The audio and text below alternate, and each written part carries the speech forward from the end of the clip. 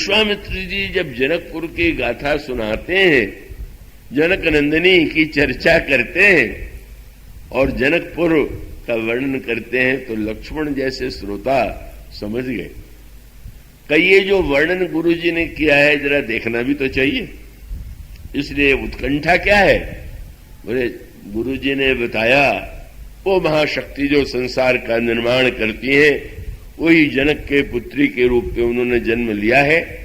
और तुरंत लक्ष्मण जी के हृदय में अच्छा तो उनकी रचना का दर्शन तो करें, उनकी उस दिव्य रचना का आनंद तो ले, और उसके पश्चात उनके हृदय की आकांक्षा को समझ करके प्रभु गुरुदेव से कहते हैं, लखन हृदय लालसा विसेखी, जाई जनकपुर आइए देखी, मुनि भय बहुरी, प्रभु भय बहुरी मुनि सकु चाही, प्रगट न कहीं मने मुसुकाही, और राम अनुज मन की गति जानी, भगत वछलता यह कुलसानी, परम विनीत सकुची मुसुकाई, बोले गुरु अनुशासन पाई। हाथ जोड़ दिया और बहुत विनम्र रूप से प्रभु ने गुरुदेव की ओर देखा, मुस्कुराए, कहो क्या कहना चाहते हो। और फिर वो जो गुरु शिष्य का संवाद होता है कितना मधुर। उनका महाराज नाथ लखनपुर देखना चाहे, ये बिल्कुल नहीं कहा मैं देखना चाहता हूं, लक्ष्मण जी देखना चाहते हैं। तो ठीक है, मैं आज्ञा दे देता हूं कि जाकर के देखा मैं, कि नहीं महाराज आज्ञा मुझे भी चाहिए। तो ये क्यों कह रहे हो कि लक्ष्मण देखना चाहते हैं? ये क्यों नहीं कहते हो कि हम दोनों देखना चाहते? बोले महाराज मैं बिल्कुल देखना नहीं चाहता। कितना रहस्यपूर्ण संवाद चल रहा है। ब्रह्म अगर ये कहे कि मुझे देखना भी बाकी है, बोले देखने की इच्छा तो जीव में ही हो सकती है, ब्रह्म में कहां से होगी। और इसलिए भगवान का कथन अगर बहिरंग दृष्टि से देखें तो बच्चों जैसा स्वभाव, कि जैसे बच्चे बहाने बनाते हैं, इसलिए अपना नाम न लेकर के लक्ष्मण जी का दे दिया। और अंतरंग तात्पर्य ब्रह्म तो अनीय है, उसके लिए कुछ अविज्ञात नहीं है, कुछ जानने योग्य नहीं है, कुछ देखने योग्य नहीं है, लक्ष्मण जीव है।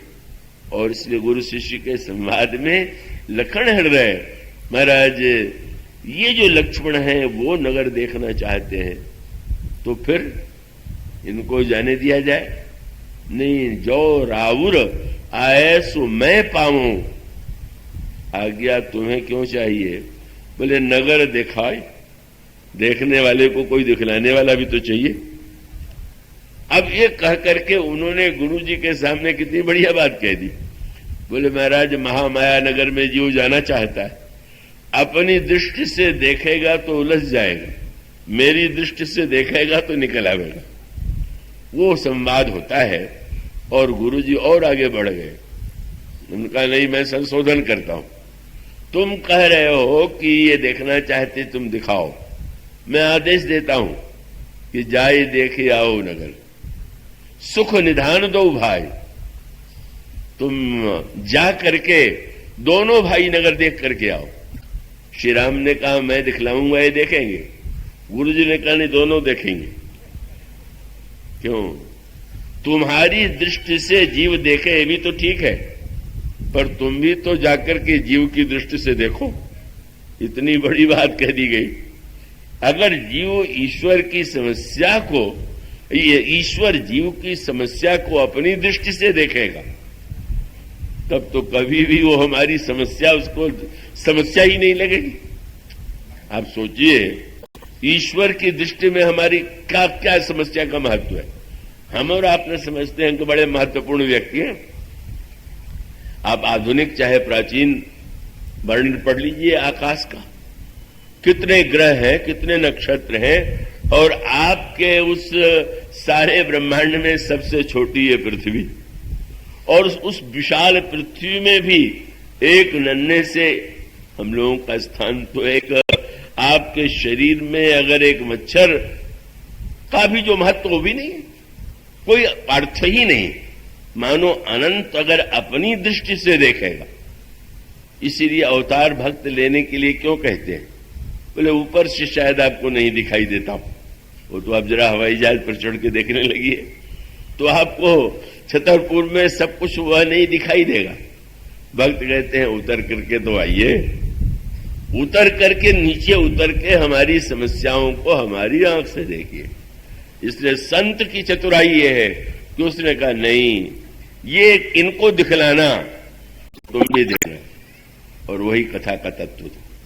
भगवान राम गए और तुरंत गोस्वामी जी ने लिखा, राम दिखावही अनुजहि रचना, कही मृदु मधुर मनोहर वचना।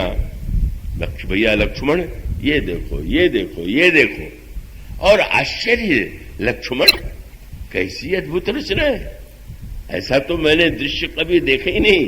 गोस्वामी जी लिखना पड़ा कि लव निमेश महभुवन निकाया, रचई जासु साधन माया, भवत हेतु सोई दीन दयाला, चितवत चकित धनुष मखसाला। भगवान भी आश्चर्यचकित हो गए। ईश्वर स्वयं अपनी माया, महामाया का विस्तार जब देखता है तो चकित हो जाता है। ऐसी रचना, चितवत चकित धनुष मखसाला। भगवान राम ने लक्ष्मण को दिखाया, पर आनंद तो तब आया कि जब बच्चे आ गए, जनकपुर के छोटे बच्चे आए और उन्होंने कहा आपने इनको तो दिखला दिया, हम आपको दिखलाएंगे। और वही हुआ, पूर्व बालक कही कही मृदु वचना, सादर प्रभु ही देखा वही रचना। बच्चे, कितनी बढ़िया बात है। हमारे बड़ों की दृष्टि से जिस बात का महत्व नहीं है, बच्चों के लिए उसका बड़ा महत्व है। अब कोई कह देता है, अरे ये क्या है, तो खिलौने की तरह, मिट्टी का मिठाई की तरह। अरे भाई, बच्चे के लिए उसका भी बड़ा महत्व है। तो मानो बच्चे भगवान से कहते हैं कि अब आप देखिए, यही वस्तुतः कथा का उद्देश्य क्या है। भगवान और जीव के बीच का संवाद ही कथा है।